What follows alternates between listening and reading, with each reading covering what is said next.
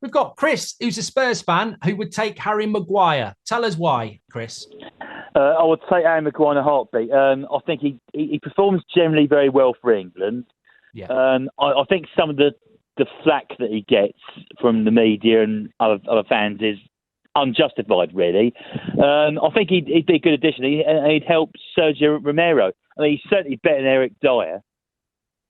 Yeah. I mean, you know what? I suppose it really depends what Spurs are going to do. I mean, over the last few years, you have played with three centre backs, and I think Harry Maguire suits that.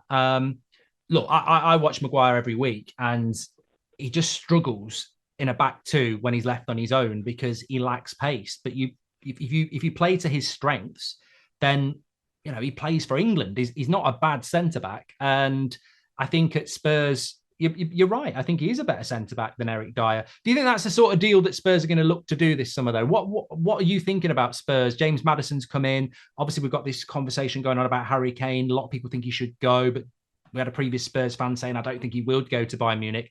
What are you thinking about your summer and prospects for next season and what's needed? Well, guys, before I say, can I say as well, I have emailed you guys as well. I'd more than happily come down to the talkSPORT studios in person.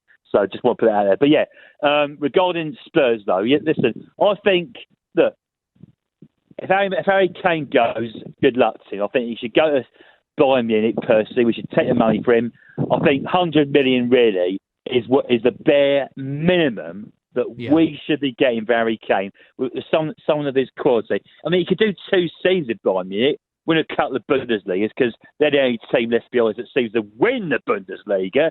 So that he may as well get 2 trophies out of that. Maybe the Champions League if they do well. But no, I think, listen, James Maddison's been a quality signing. Him and Harry Maguire linking up, we do get Harry Maguire, would be great because you do need a bit of English grit there. I think the only problem is if Harry Kane does go, who will put in his place? And I think someone like perhaps Lautaro Martinez or Victor Osimhen of Napoli, he'd be pretty good. I'm also pleased as well that we're getting rid of Hugo Lloris because he's been rubbish. Getting this new Italian goalie, honestly, this new Italian goalie got with Empoli looks absolutely brilliant. I mean, I'm surprised we didn't go for Jan Oblak of Atletico Madrid, but then again, maybe he costs too much. Chris, great call. I think some of Chris's targets might be a little bit above Spurs, Victor Osimhen and Jan Oblak, but I like the idea of Harry Maguire. I like the idea of Harry Maguire at Spurs because if he wants to play in the Euros, then Spurs would be a great club for him to go to, and he'd play every week, and he could be part of something new. So I don't want him at Manchester United. I don't think he suits what Manchester United are trying to do, but I certainly think there's a place for Harry Maguire that's not the Championship. I think some people think that that's the sort of standard he is, and that Gareth Southgate's doing him a favour. No, I think that I think Spurs probably would be a good fit. We're going to stick with Manchester United. We've got Graeme who says De Gea hasn't been mistreated by Manchester United. Graeme, welcome to the show and tell us why you think that is. Yeah, can we nail this nonsense that it's a modern day thing that players are disrespected at Manchester United? I'm sad he was offered a contract at all because you could see he was a square peg in a round hole. Go back to the 60s. Nobby Stiles was disrespected by Matt Busby. Go back to 2005 when Ferguson and Carlos Queiroz engineered Roy Keane's exit. It happens all the time. You're right.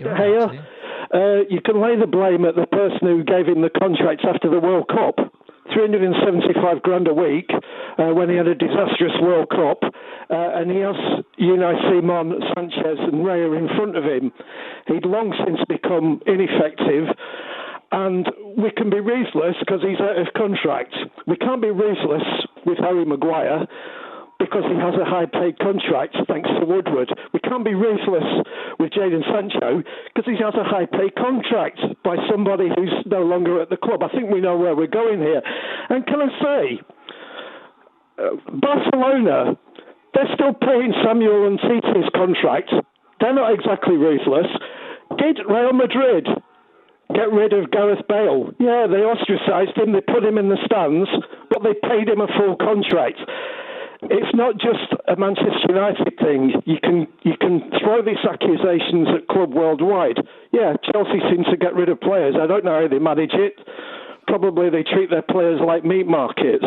But let's just nail this nonsense that disrespecting players is a new thing. It's happened all through time. And United were right to move David De Gea on. He wasn't what he's as ineffective in his position as Maguire is at Manchester United, and I think that needs to be said. Graeme, fantastic call, and it's always great to get different views on it. I think you're absolutely right. I think the ability to remove De Gea because he's out of contract was obviously an open goal for Manchester United. And I remember what happened with Roy Keane. It happened with Ander Herrera. It happened with Robin van Persie. How do you make good points about Maguire's hard to move on. Jadon Sancho's another one that probably doesn't get mentioned enough. What do you do with these players then? Does that not stunt United's progress, having to keep players that aren't good enough? Oh, Graham's dropped, unfortunately. Well, I pose that question to everybody else. Maybe someone wants to call in, because it was an open goal to get rid of David De Gea. He's out of contract. I don't think they did it particularly well over the last month. I think United would admit that themselves, but it's an easy deal to do. Harry Maguire, 200 grand a week, still got 2 years left on his deal. Jadon Sancho, only been here 2 years, probably got 3 years left on his deal, reportedly on somewhere between 200 and 300 grand a week, clearly nowhere near Ten Hag's plans. How does that help Ten Hag, who's already a long way behind Arteta and Pep, when they don't have those restrictions? They've got squads that they're adding to, and they're tweaking here and there. It's a difficult challenge, isn't it? Let's go back to Spurs. We've got a Spurs and a Newcastle fan lined up. Let's go to Spurs. We're going to go to Darren.